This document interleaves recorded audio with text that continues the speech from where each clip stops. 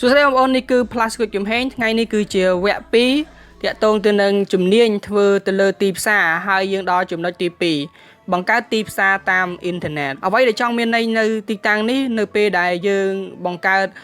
ពាក់ព័ន្ធបញ្ហាទីផ្សារយើងប្រកាសជាមានការផ្សព្វផ្សាយការត្រូវការឲ្យបុគ្គលផ្សេងៗនោះមានការចុចចែករំលែកមានការចុះឈ្មោះថ្មីជា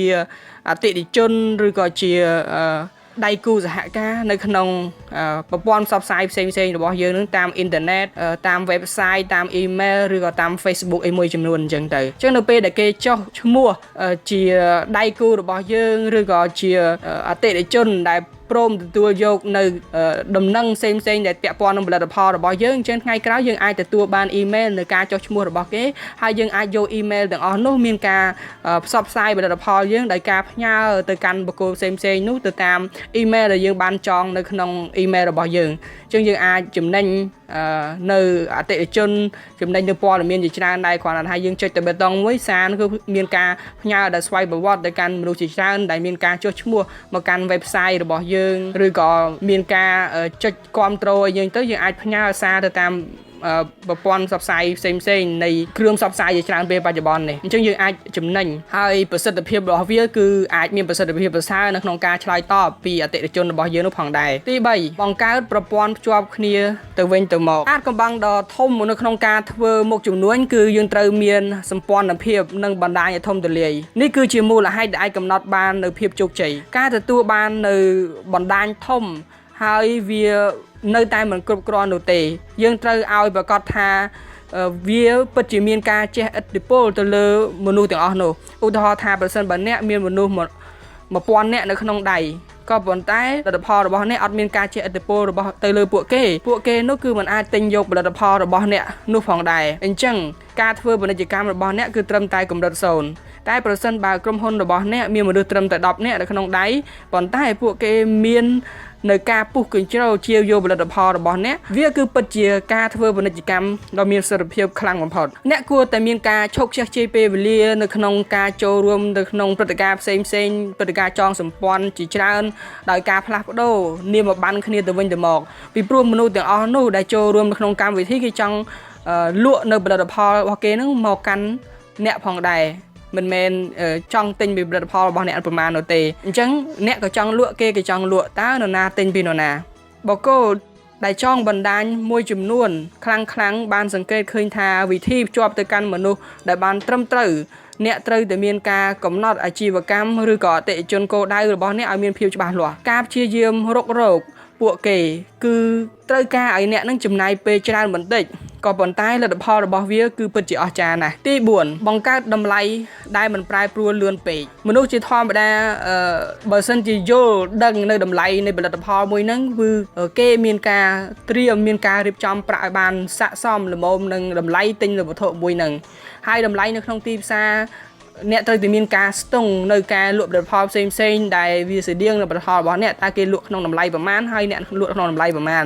អញ្ចឹងទៅយើងត្រូវតែមានការស្ទង់មើលឲ្យស្រួលបួរដើម្បីលក់ផលិតផលចេញមកឲ្យវាសមឬក៏អាចថាថោកជាងអ្នកដទៃដើម្បីលក់បានផលិតផលច្រើនហើយមានឱកាសឈ្នះមនុស្សដទៃនោះអញ្ចឹងនៅការដែលយើងលក់ផលិតផលយើងមានការស្ទង់ទៅលើសេដ្ឋកិច្ចឲ្យបានស្រួលបួរបន្តិចកុំឲ្យថាទេយើងលក់តម្លៃផលិតផលហ្នឹងរៀងថោកប៉ុន្តែអ្នកឃើញថាអូប្រាក់ខែរបស់បុគ្គលិករបស់បុគ្គលផ្សេងនោះមានការកើនឡើងអញ្ចឹងអ្នកព្យាយាមបង្កើនតម្លៃទៅលើផលិតផលរបស់អ្នកនេះគឺមិនមែនជាវិធីសាស្ត្រដែលមានផាសុកភាពនេះគឺមិនមែនជាយុទ្ធសាស្ត្រដែលល្អទេវាធ្វើឲ្យអតិថិជនរបស់យើងគឺគេអត់មានអារម្មណ៍ប្រសើរនៅក្នុងការជាវផលិតផលរបស់យើងពីព្រោះថាជាវពេលហ្នឹងតម្លៃប៉ុណ្ណឹងថ្ងៃក្រោយទៅវាអាចមានការប្រែប្រួលហើយឡើងថ្លៃច្រើនយ៉ាងហ្នឹងទៀតអញ្ចឹងយើងមានការកំណត់ឲ្យច្បាស់នៅក្នុងការរៀបចំនៅផលិតផលរៀបចំនៅតម្លៃសម្រាប់ផលិតផលរបស់យើងហ្នឹងឲ្យវាមានការថេរឲ្យបានយូរបន្តិចទី5បង្កើតទីផ្សារដែលមានទំនាក់ទំនង អញ្ចឹងបើសិនជាអ្នកចង់ឲ្យការប្រកួតប្រជែងរបស់អ្នកនោះគឺអាចទទួលបានជោគជ័យឬក៏អាចឈ្នះនៅក្រុមហ៊ុនធំបើសិនបើអ្នកចាប់ផ្ដើមនៅមុខចំនួនតូចគឺអ្នកត្រូវតែមានការចងទំនាក់ទំនងជាមួយបុគ្គលផ្សេងដើម្បីមានការសហការមានការផ្លាស់ប្ដូរនៅវិធីសាស្ត្រមួយចំនួនទៅកាន់គ្នាទៅវិញទៅមកហើយការទំនាក់ទំនងនេះគឺយើងនឹងអាចរកឃើញនៅអ្វីមួយដែលជាវត្ថុគោលដៅសម្រាប់សម្ព័ន្ធរបស់យើងហើយដែលយើងគឺមានភាពងាយស្រួលនៅក្នុងការចំណាយម្នាក់បន្តិចមកដើម្បីធ្វើឲ្យមានការផ្សព្វផ្សាយធ្វើឲ្យមានព្រឹត្តិការណ៍អ្វីឡើងអូខេធ្វើឲ្យមានសន្និសីទអ្វីឡើងហើយយើងអាចឧបត្ថម្ភអូខេទៅកាន់នៅកម្មវិធីផ្សេងនោះដើម្បីឲ្យគេឃើញនៅផលិតផលរបស់យើងគេឃើញនៅម៉ាកយីហោឬក៏ឈ្មោះរបស់យើងទី6បង្កើតការវិនិយោគរួមគ្នាការចូលរួមវិនិយោគរួមគ្នាគឺជាការ